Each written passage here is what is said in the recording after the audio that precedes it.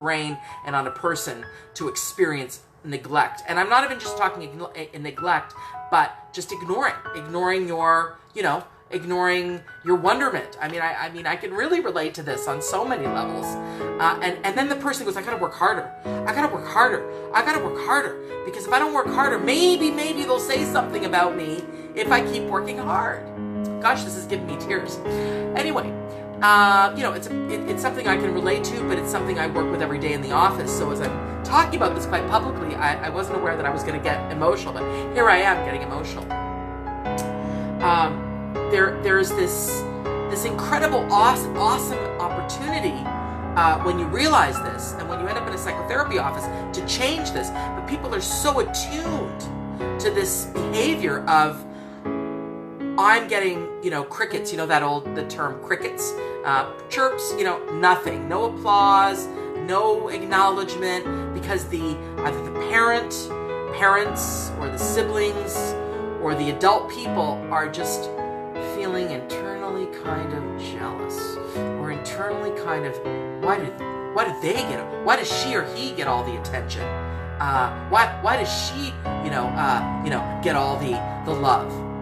But they're not saying it because it's an embarrassing thing to admit. Let's fucking agree on that. Parents want to be good parents. We all want to be good people.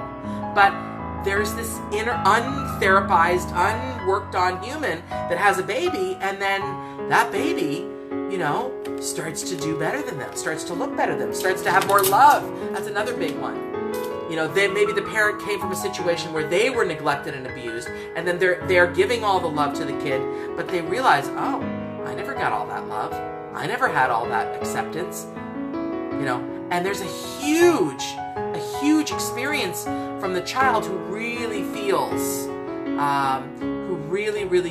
this lack of acknowledgement, lack of applause, because let me tell you, as children, all we really want is, as we start to individuate and do our own thing, we look back and all we really want is our parent to do this.